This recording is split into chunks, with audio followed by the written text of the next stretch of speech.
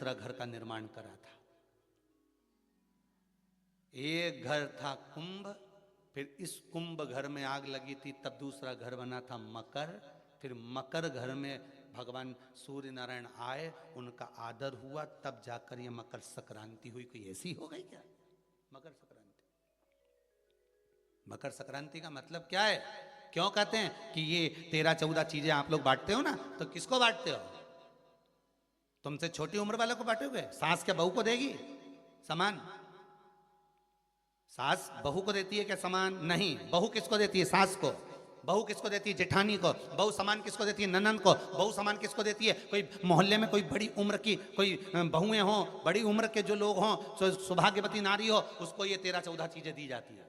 जो भी आप बांटते हो, टीकी का पत्ता हो, सिंदूर की डिब्बी हो, मेहंदी हो, कौन हो, जो भी आप बांट रहे हो, लाली भी बांट देते कई कई, तो उनका क्या है? तो ये जो चीज आप लोग बांटते हो, ये किसको देते हो? आप लोग किसको प्रदान करते हो? छोटे को नहीं, घर से बड़े को, जो आपके अवस्था से बड़े हैं, जो आपसे बड़े हैं, आप उनको दे दें।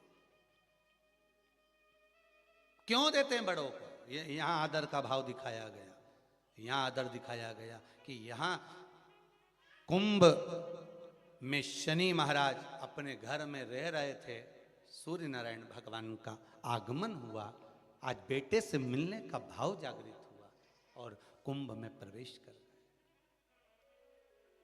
जैसे ही घर में प्रवेश करे, अब घर में प्रवेश करे तो आदर का भाव होना चाहिए था महाराज,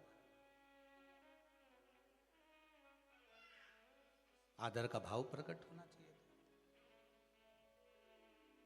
अभी कथा में कहा था, कोई घर का बड़ा आए, बुजुर्ग आए, आदरणीय आए, सम्माननीय आए, आपके पास में कितनी भी दौलत हो, कितनी भी संपदा हो, कितना भी धन हो, कितना भी वैभव हो, आप कितनी भी अच्छी कंपनी में जॉब कर रहे हो, आप कितनी भी अच्छी जगह पर पोस्ट पर बैठे हुए हो, आप कितनी भी अच्छी नौकरी कर रहे हो, चाहे आपके पास में बड़े से बड़ा पद क्यों ना हो, पर आपके भीतर बड़ों के पीछे, बड़ों के प्रति सम्मान भाव उत्पन्न होना चाहिए।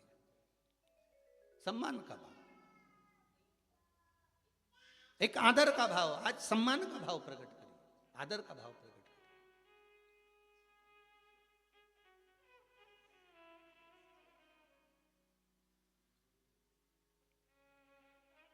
महाराज